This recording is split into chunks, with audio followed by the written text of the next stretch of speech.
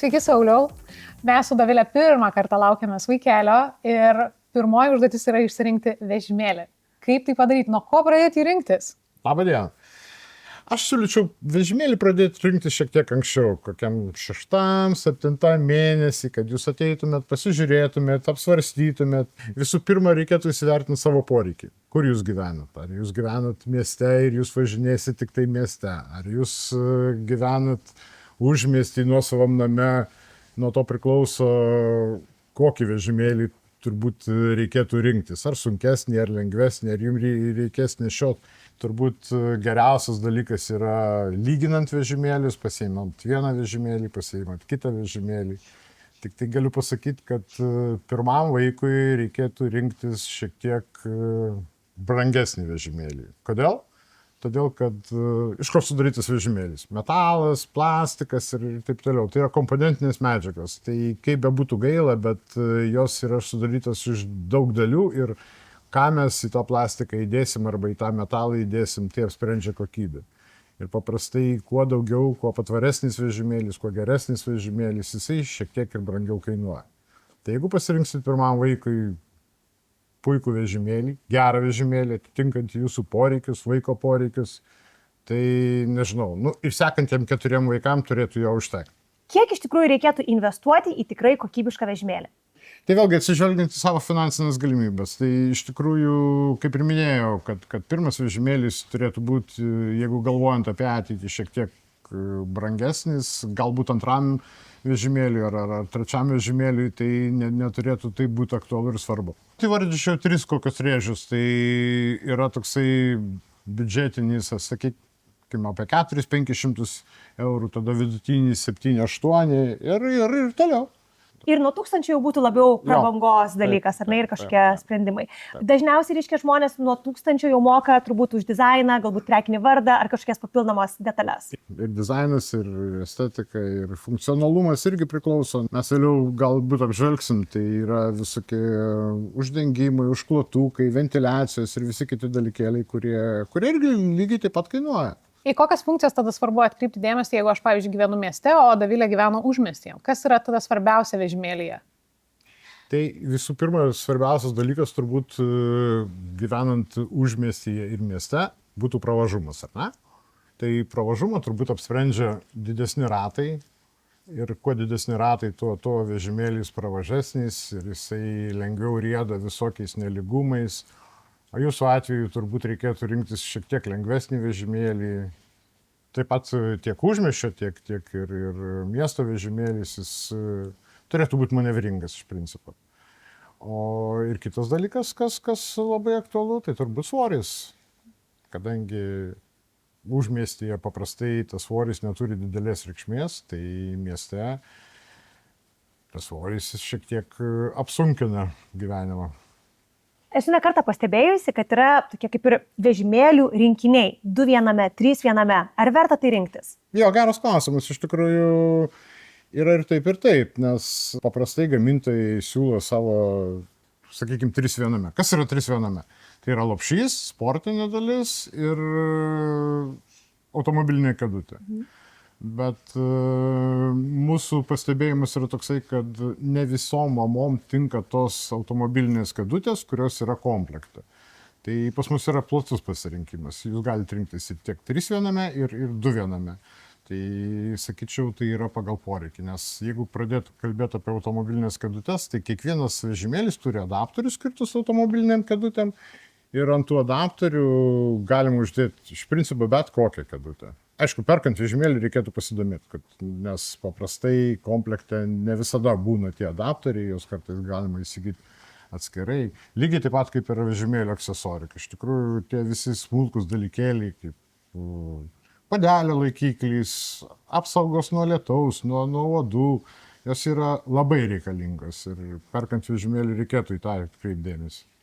O kokios dažniausiai pasitaiko klaidos, į ką tėvai galbūt neatkreipia dėmesio renkantį savo vežimėlį ir po to gailisi, sako, reikėjo ne tokio, tai vat kokios būna dažniausios klaidos? Visų pirma, prieš ateinant į parduotuvę, konsultuotis su konsultantais ar apie vežimėlius, tai reikėtų išsiaiškinti savo poreikius. Ta prasme, tai kur jūs gyvenat, kaip jūs gyvenat, kokį jūs laisvalaikį mėgstat, gal jūs mėgstat gamtoje praleisti daug laiko, važinėti po bekelės, kalnus ir paplūdimis. Kitas dalykas, į ką reikėtų turbūt mažiau kreipdėmesio, tai man draugė sakė, kad šitas vežimėlis geras. Tai jeigu jūsų ir draugės gyvenimo poreikiai yra vienodi, galbūt taip ir yra.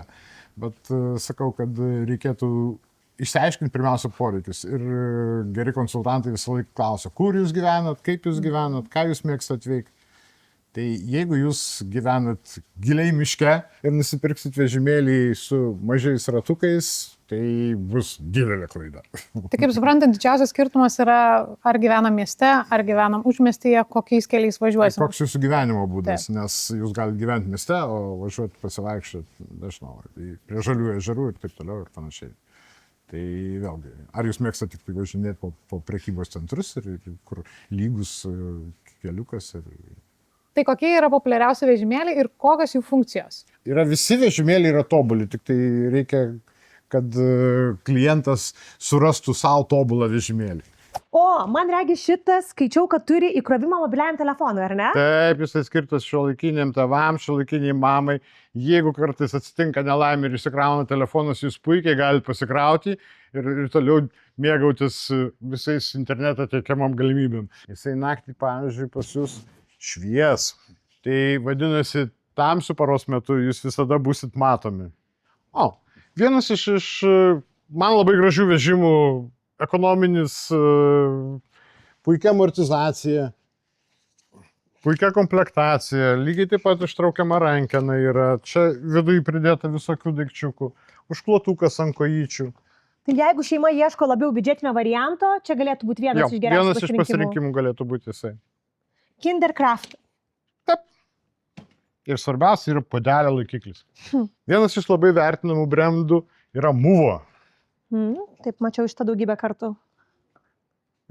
Jis yra patogus tuo, kad, pavyzdžiui, nuimti lopšį reikia, tie vadinami memory mygtukai. Jūs paspaudžiat vienoj pusėje, jūs paspaudžiat kitoj pusėje. Nereikia ten paimti ir taip toliau. Ir paprasčiausia nukeliat. Lygiai taip pat jisai labai puikiai susilanksto. Puikiai, labai paprasta. Radau labai ekonominės klasės, bet labai stilingą miesto vežimėlį. Ar galite apie jį šiek tiek papasakoti? Jis ir kokybiškas, ir puikus. Jisai turi puikią amortizaciją, reguliuojamą amortizaciją. Kai vaikas paauga, galima ją pareguliuoti, kad jisai būtų standesnė amortizacija ir jinai veiktų taip, kaip reikia. Lygiai taip pat lengvas lopšys ir lygiai taip pat lengvai yra sulankstomas. Šitas Britax vežimėlis atrodo labai toks kompaktiškas ir mažiukas, telpantis visur. Kokios jos funkcijos dar išsiskiria? Jis galbūt išsiskiria tuo, kad jis turi pripačiamus ratus, kas leidžia lengviau važiuoti. Jisai turi puikią amortizaciją ir, kaip minėjote, jisai yra kompaktiškas ir labiau tinkantis miestui. Atrodo, kaip tik man. Vienas iš populiaresnių arba populiarus vežimėlis yra Jules. Iš tikrųjų, tai labai pritaikytas, sakyčiau, abiem tėvam, nes ištraukiama rankena duoda tai, kad gali su juo važinėti ir aukštesnis žmogus, ir žemesnis žmogus, kas paprastai šeimoje būna skirtumas. Labai yra patogu, kai prasilgina stogelis, čiužinukas galima perduoti į kitą pusę. Okay. Čia reiškia, atsigula vaikas ir žiūri į pasaulį. Aš labai dažnai pastebiu, kad mamos renkasi vežimėlius ne tik tai pagal funkcionalumą, bet tikrai yra svarbu, kad jisai būtų ir instagraminis. Todėl siūlyčiau renkantis vežimėlį ateiti abiem tėvam, nes mamos paprastai įvertina akimis, tėvai galbūt daugiau žiūri techninių dalykų. Čia mes su Dovilė tikriausiai nesistebėm šito. Tikrai turiu ne vieną skrinčiotą vežimėlį, kuris man tiesiog labai gražus. Aš irgi rinksiuos šiek tiek pagal dizainą.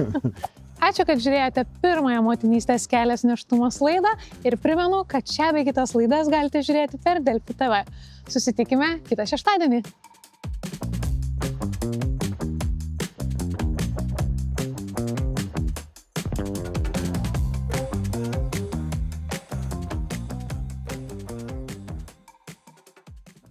Viskas, kas reikalinga ir naudinga vaikams bei tėveliams.